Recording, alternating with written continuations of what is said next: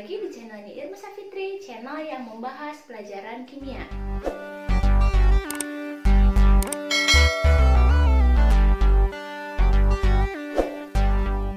Pada kesempatan kali ini kita akan membahas mengenai klasifikasi materi.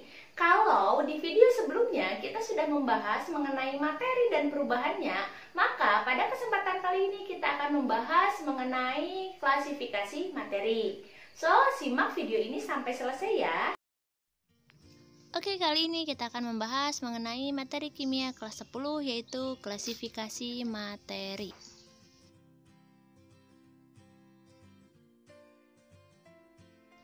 Berdasarkan penyusunnya, materi dibagi menjadi dua, yaitu zat tunggal dan campuran. Zat tunggal dia dibagi menjadi dua kelompok, yaitu unsur dan senyawa. Sedangkan campuran dibagi menjadi dua, yaitu campuran heterogen dan campuran homogen. Selanjutnya yaitu ada zat tunggal, di mana kelompok dari zat tunggal yang pertama itu adalah unsur. Dan unsur merupakan zat tunggal yang tidak dapat dibagi lagi menjadi bagian yang lebih sederhana. Dan untuk unsur itu sendiri, dia akan tetap mempertahankan karakteristik asli dari penyusunnya.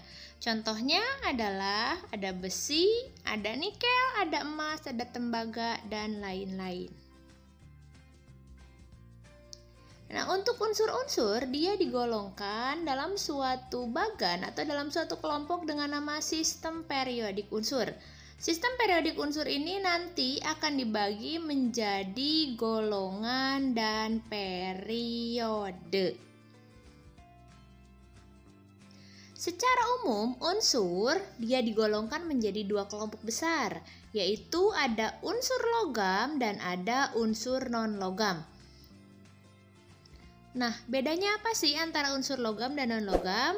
Kita lihat di sini, kalau logam dia itu berwujud padat, kecuali raksa karena pada suhu kamar dia berwujud cair, dan kalau non-logam dia itu wujudnya bisa padat, bisa cair, bisa juga gas.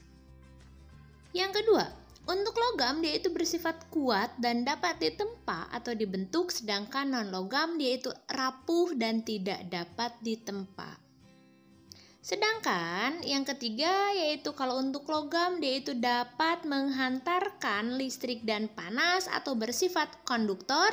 Kalau non-logam dia itu bersifat isolator, kecuali grafit. Kelompok zat tunggal yang kedua yaitu adalah senyawa, di mana senyawa adalah zat yang dapat diuraikan menjadi dua zat atau lebih secara kimia. Nah, senyawa itu bisa terbentuk melalui proses pencampuran zat secara kimia. Contohnya adalah senyawa H2O. Senyawa memiliki karakteristik atau sifat yang berbeda dengan sifat penyusunnya. Di sini saya punya contoh. Contohnya adalah senyawa H2O yang dia tersusun dari komponennya. Komponen penyusunnya yaitu unsur hidrogen dan oksigen. Akan tetapi, sifat akhir dari H2O itu berbeda sekali dengan sifat hidrogen dan sifat oksigen pada awalnya. Itulah kenapa pemisahan sifat atau pemisahan unsur-unsurnya hanya bisa dilakukan secara kimia. Kelompok besar yang kedua yaitu ada campuran. Campuran adalah suatu materi yang terdiri dari dua zat atau lebih dan masih mempunyai sifat asalnya. Di sini, campuran dibagi menjadi dua kelompok besar, yaitu campuran homogen dan campuran heterogen. Yang pertama, di sini ada campuran homogen. Campuran homogen adalah ketika suatu bahan yang bercampur dengan bahan dasarnya dua atau lebih zat yang tersebar secara merata, sehingga tidak mudah dibedakan mana zat campurannya. Contohnya adalah di sini campuran air dan sirup atau campuran air dan gula. Sedangkan campuran heterogen adalah suatu campuran yang dapat dengan mudah dibedakan penyusunnya. Contohnya adalah campuran air dan minyak atau campuran air dan pasir. Berikut ini adalah perbedaan antara unsur, senyawa, dan campuran. Yang pertama, unsur tersusun dari satu jenis atom saja, sedangkan senyawa tersusun dari dua jenis unsur atau lebih secara kimia, dan campuran disusun secara fisika. Yang kedua, unsur tidak dapat diuraikan menjadi zat yang lebih sederhana, sedangkan senyawa bisa tapi harus secara kimia dan campuran bisa dilakukan dengan cara fisika.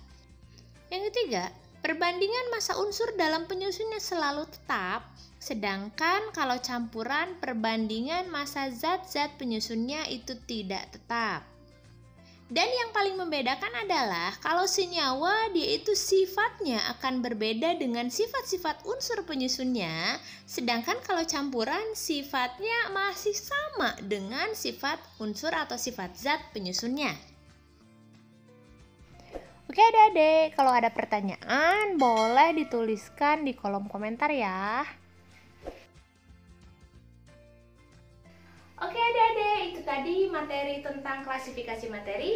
Terima kasih sudah menonton video ini. Sampai jumpa di video selanjutnya.